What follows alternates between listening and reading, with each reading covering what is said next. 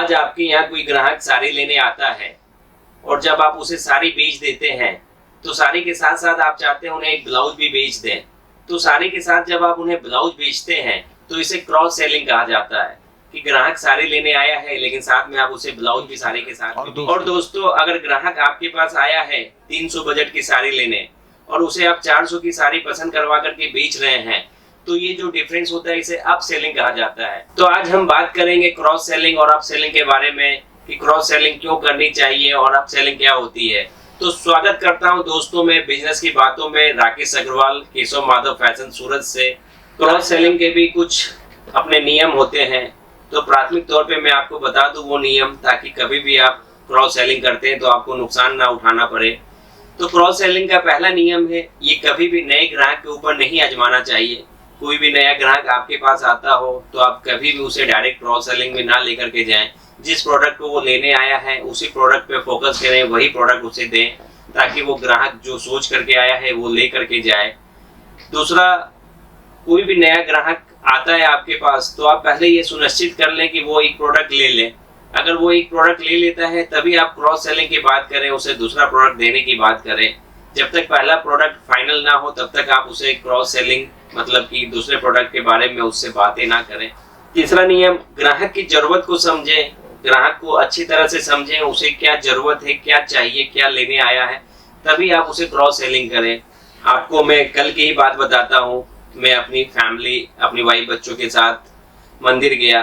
मंदिर पे जब मैंने अपनी प्रसाद की टोकरी ली तो वहाँ दुकानदार के रूप में एक छोटी गुड़िया थी, कहीं ना कहीं वो दुकानदार की बच्ची थी। तो उस गुड़िया ने मुझे वो प्रसाद की टोकरी पकड़ाई। प्रसाद की टोकरी देने के बाद उसने मेरी वाइफ से कहा कि माता रानी को श्रृंगार भी चढ़ाना अच्छा लगता है, आप तो श्रृंगार भी आप अलग से ले लें। मेरी वाइफ कहीं ना कहीं उससे प्रभावित हुई, उसने श्रृंगार का पैकेट भी अलग से लिया। तो मैंने देखा कि एक छोटी सी गुड़िया जो क्रॉस सेलिंग करने में काफी एक्सपर्ट है, तो हम कपड़े के व्यापार में ये चीज क्यों नहीं कर सकते। कपड़े के व्यापार में तो क्रॉस सेलिंग करने के काफी सारे मौके मिलते हैं। आज कोई शर्ट लेने आता है तो उन्हें हम पैंट भी साथ में दे देते हैं। आज कोई सूट लेने आता है तो उन्हें हम शेरवानी भी साथ में दे देते हैं। तो कई तरह के एग्जाम्पल हैं इसमें कपड़े में। तो क्रॉस सेलिंग कपड़े में आसानी से की जा सकती है। तो मैं काफी प्रभावित हुआ उस छोटी गुड़िया से कि एक छोटी सी दुकानदार, क्योंकि कहीं ना कहीं वो भी एक व्यापारी है और व्यापार मंदिर के बाहर बैठ के भी वो व्यापार ही कर रही है। तो मैंने काफी मुझे काफी देख करके मुझे अचंभा हुआ कि छोटी सी गुड़िया जब ये काम कर सकती है तो हम इतने बड़े व्यापारी होके ऐसा क्यों नहीं कर सकते। अब बात करूंगा मैं आपको अप सेलिंग की। अप सेलिंग क्या होती है, अप सेलिंग के क्या तरीके हैं, अप सेलिंग कब करनी चाहिए, कैसे करनी चाहिए। क्रॉस सेलिंग की ही तरह अप सेलिंग के भी कुछ नियम है। अप सेलिंग के जो नियम है वो भी आप समझ लें।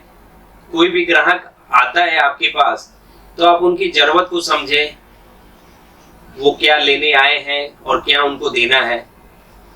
दूसरा, उनके बजट को समझें, उनका बजट है कि नहीं है, क्योंकि कोई भी अपना एक बजट लेकर के आता है, अगर उनका बजट नहीं है तो आप उसे अप सेलिंग की बात ना करें। तीसरा, आप अप सेलिंग किसी भी नए ग्राहक के साथ भी कर सकते हैं, क्योंकि ग्राहक की जरूरत आपको देखनी पड़ती है, उनका बजट देखना पड़ता है, उन्हें सलाह देनी होती है। तो कोई भी पहला ग्राहक भी जो आपके यहाँ पहली बार भी आता है उसे भी आप उसके हिसाब से आप उसे अप सेलिंग कर सकते हैं। उनका बजट कुछ हो, वो प्रोडक्ट लेने कुछ आए हो, लेकिन आप अपने अनुसार उन्हें आप कन्विंस करके आप कोई भी प्रोडक्ट दे सकते हैं। तो अप सेलिंग के नियम भी वैसे ही हैं जैसे क्रॉस सेलिंग के ही हैं। आज कोई भी ग्राहक आता है मोबाइल शोरूम में, ग्राहक का बजट होता है कि मुझे वीवो का ये 25,000 तक का मॉडल लेना होता है, लेकिन दुकानदार उसकी जरूरत को समझता है। अगर उनका बजट बढ़ सकता है, उन्हें जरूरत है और अच्छे मोबाइल की, तो उसे 30-35 हजार का भी मोबाइल दूसरी कंपनी का भी पसंद करवा सकते हैं वो, या वीवो के मॉडल में भी और अच्छे मोबाइल फीचर्स के साथ उन्हें दे सकते हैं। तो कहीं ना कहीं वो जो 25,000 का बजट लेकर के आए उन्हें 35,000 का मोबाइल बेच देते हैं। तो ये अप सेलिंग हो गई। ग्राहक की जरूरत देखी जाती है, उनका बजट देखा जाता है और ग्राहक को अगर सही सलाह दी जाए तो अप सेलिंग आसानी से हो जाती है, क्योंकि कहीं ना कहीं ग्राहक को अप सेलिंग करने के लिए सलाह महत्वपूर्ण रखती है। जब हम उन्हें बताते हैं, समझाते हैं कि इसके फीचर्स अच्छे हैं, तो कहीं ना कहीं वो भी समझते हैं और कहीं ना कहीं उनका भी बजट अलग हो जाता है। तो इस तरह से आप अप सेलिंग आसानी से कर लेते हैं।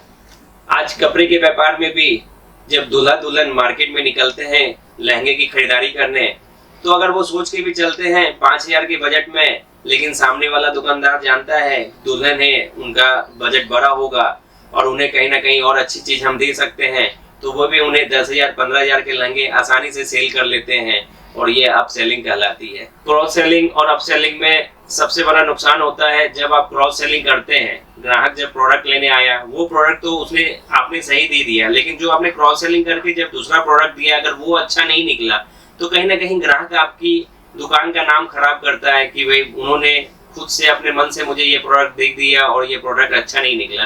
तो आप जब भी क्रॉस सेलिंग करें तो संभल के करें, उन्हें कोई भी जब आप दूसरा प्रोडक्ट देते हैं तो वो सही दें। अप सेलिंग के अंदर में भी ऐसी चीजें आती हैं जब आप उन्हें सलाह देते हैं अच्छी चीज लेने के लिए और वो सलाह के रूप में अच्छा नहीं निकलता, तो कहीं ना कहीं आपकी दुकान का नाम उसमें भी खराब होता है।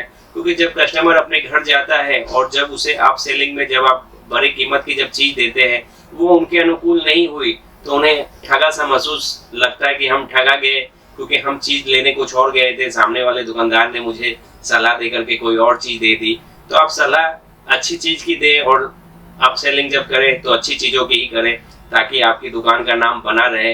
अगर आपको कभी भी लगे कि हम अप सेलिंग या क्रॉस सेलिंग करने में अपने ग्राहक को खो सकते हैं, अपनी रेपुटेशन डुबा सकते हैं, तो आप कभी भी क्रॉस सेलिंग या अप सेलिंग ना करें। ग्राहक जो लेने आया है आप उसे वही चीज दें।